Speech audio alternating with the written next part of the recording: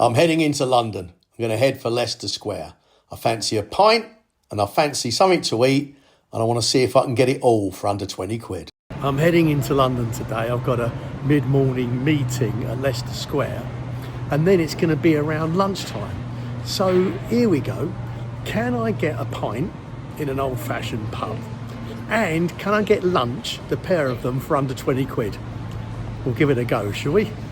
I've come into Charing Cross Station and I'm going to cross Trafalgar Square to get to Leicester Square. Do you mind if I point out a couple of little things that interest me along the way? I won't keep you long, I promise. Then we'll go and get a pint and a bite to eat.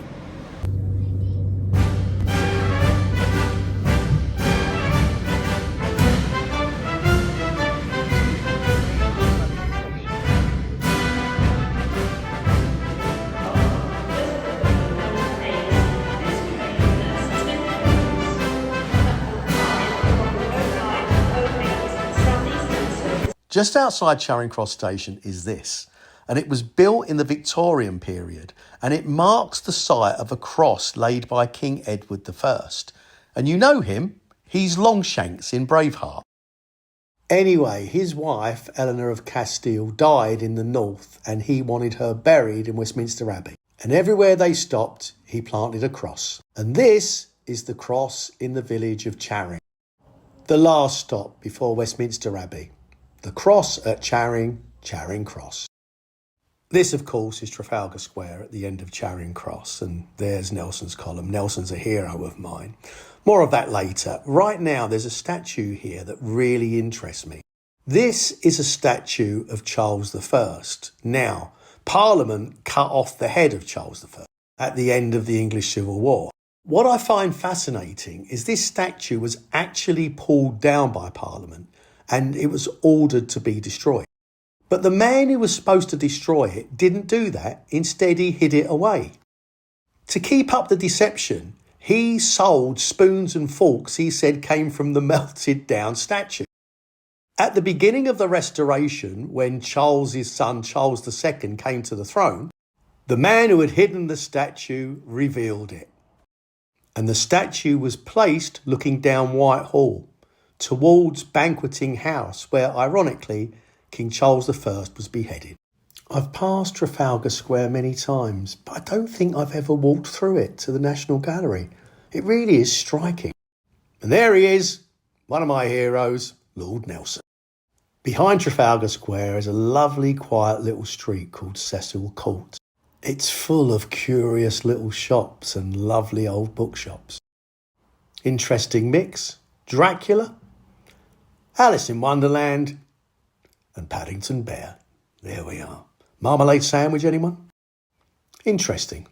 I was going to stop in there and get one for my Anna. Oh, I like this. It's a shop selling old maps. Look at that. It's a great old map of London. And right here, the Londoner Hotel is where I've got to meet a couple of gentlemen. I'm learning things today. Look, Laurel and Hardy. This is Leicester Square. I had no idea these statues were around the gardens. Bugs Bunny, Gene Kelly. Luckily, it's a sunny day today, Gene. You can put your umbrella away. There's Mary Poppins. Everybody seems to have an umbrella in this bit of the park. And there's Harry Potter. Never really enjoyed the Harry Potter stories. I think it's because Quidditch doesn't make sense. Charlie Chaplin, South East Londoner like me, came from the Elephant and Castle. Probably a Millwall supporter. Actually, I don't mind a breakfast muffin. This is a lovely statue of Shakespeare in the middle of the park in the square. I didn't know this existed either. I've turned the volume down because I want you to listen really carefully to something and see if you hear the same thing I do.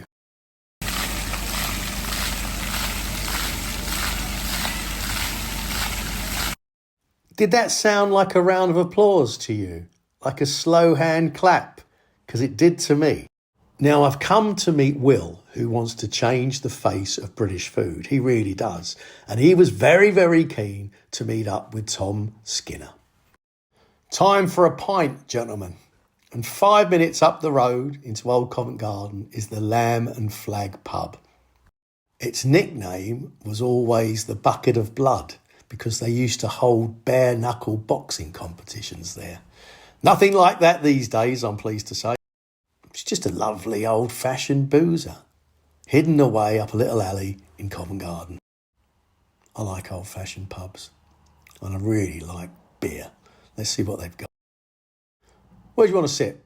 Window, on one of the stalls, or up at the bar? Oh, sport for choice here. What are we going to go for? There we are, one of my favourites, a pint of London Pride.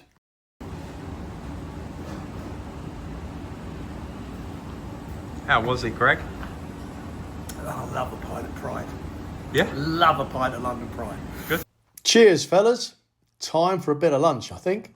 Now, I've had a recommendation for this little place. Apparently, really good food and really cheap. Well, that's seriously hot. The rice is perfectly cooked, right? The bread is fine. Got a bit of grit. This is good cooking, but it's in takeaway containers, and it's not particularly pretty surroundings. But the food is absolutely banging. So, 2 curries, 2 portions of rice, 1 big basket of naan, and 2 fizzy drinks. That came to £44. So that's 22 quid each. And you can clearly see Tom's thoroughly enjoyed his. So did I manage to get it all for under 20 quid? Not quite. I couldn't get the pint and the curry for under 20 quid. I did manage to get it for under 30 quid, which wasn't a bad attempt at all. And I loved the curry and the beer. The beer tasted nice, and of course it was a hot day, and I had to keep myself hydrated, so I ended up having 4. And now I need a bit of sleep.